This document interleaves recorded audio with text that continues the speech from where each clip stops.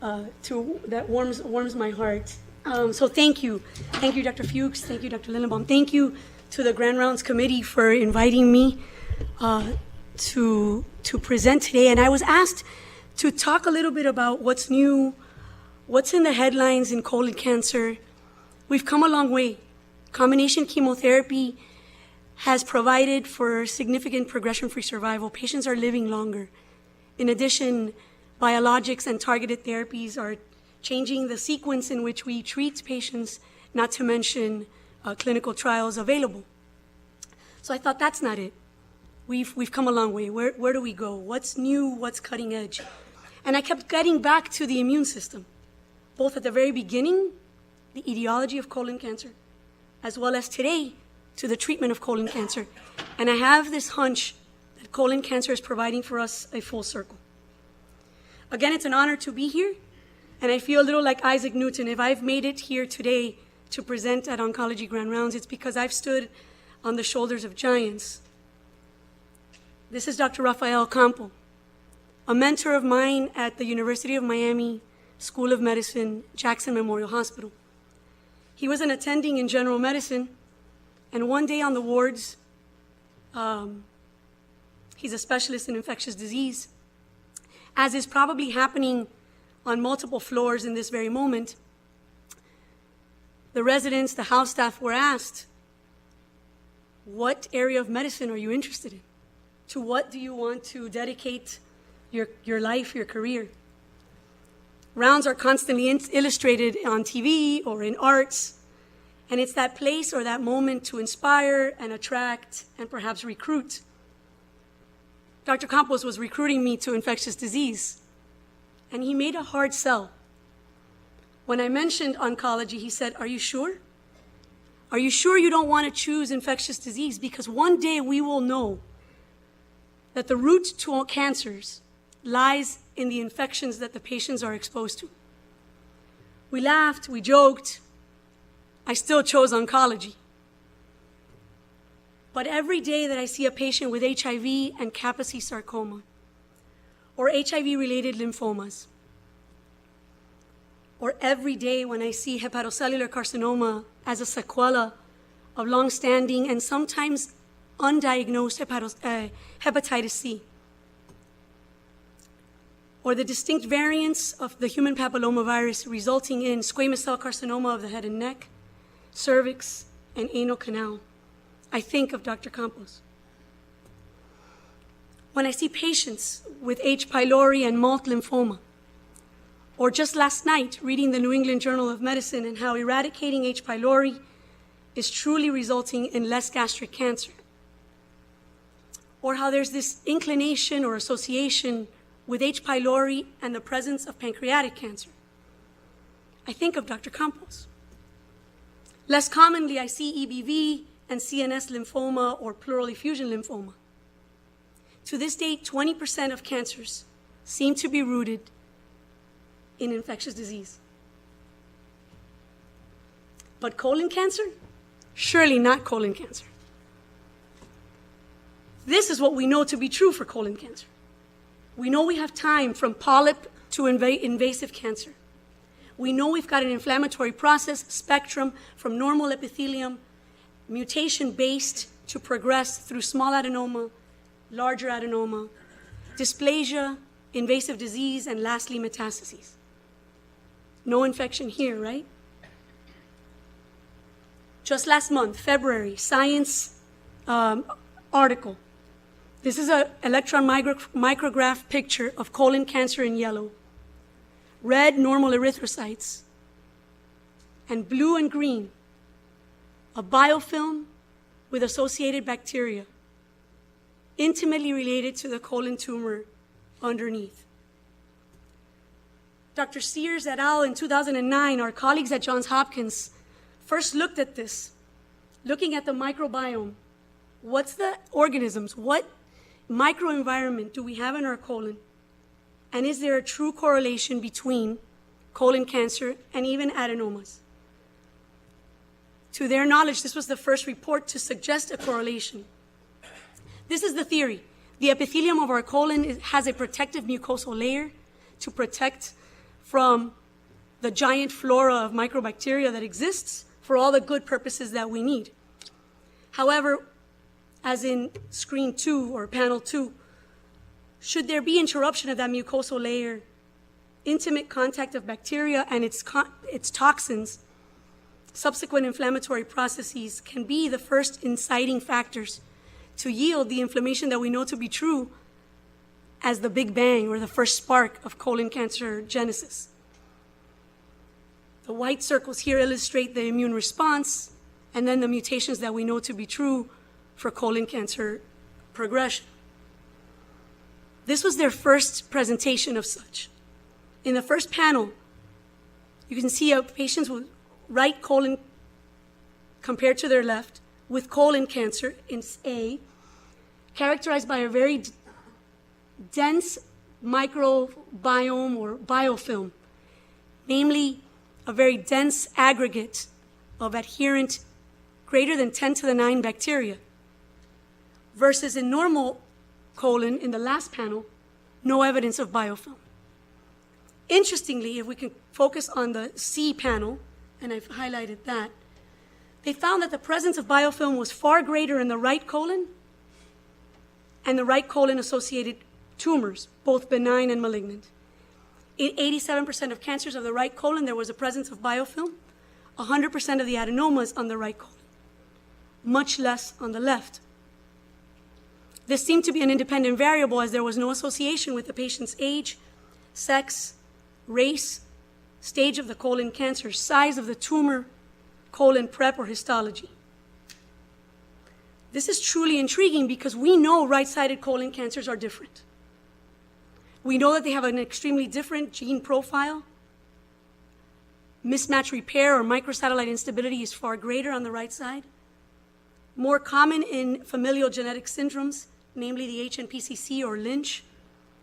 We know the right colon cancers have a higher incidence of BRAF mutations, less response to KRAS inhibition, and therefore purporting a poorer prognosis. Is this cause and effect? The study continued to illustrate the proof of principle. As highlighted by the white arrows, they were able to illustrate that the bacteria did penetrate beyond the biofilm and beyond the mucosal layer for intimate contact with the epithelium, yielding the immune or inflammatory response. And this is seen here. In the middle panel, in bioluminescent green, they were the first to characterize that in patients with colorectal cancer, IL-6, or an inflammatory cytokine, was present in excess. And lastly, in the last panel, STAT3 was truly upregulated in these tumors. So what happens to what we know to be true? Is all of this whole encounter with certain bacteria and disruption of our protective layer, allowing us to make this slide even larger. And perhaps on the right side of the slide, the left side of the slide, we're to add the true spark, the inciting factor, where infection is the true insult or initial insult. So Dr. Sears, interestingly, she's an ID doctor, was studying B. fragilis in her lab and studying its toxin when she began to notice that the underlying epithelium changed. It appeared to be cancerogenesis. It appeared to be tumor producing. So both B. fragilis and E. coli and their associated toxins were then studied. And this is, in a simplified version, the science paper that was just presented last month. When each bacteria was introduced in murine models individually, few tumors were elicited in the colon.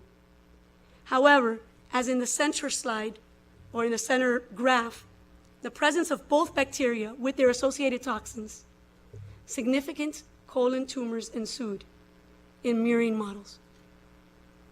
Again, few to no tumors if there was one species, versus in combination with their associated toxins, multiple tumors were noted.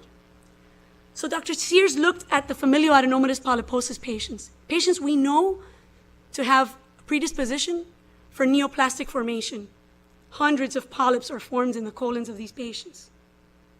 70% of these individuals had patchy biofilm presence. Of over 500 species of bacteria in the colon, the majority of these were both B. fragilis and a particular strain of E. coli, with their associated toxins and colibactin. In the words of Dr. Sears, this seems to be the perfect storm for colon cancer genesis. Let's take a step back. Familial adenomatous polyposis, HMPCC. We studied this because familial syndromes exist. We are to be ever mindful of screening, screening families, awareness, and yet we know this to be a very small population, 5–10% of patients with colon cancer. And yet this is in the news again.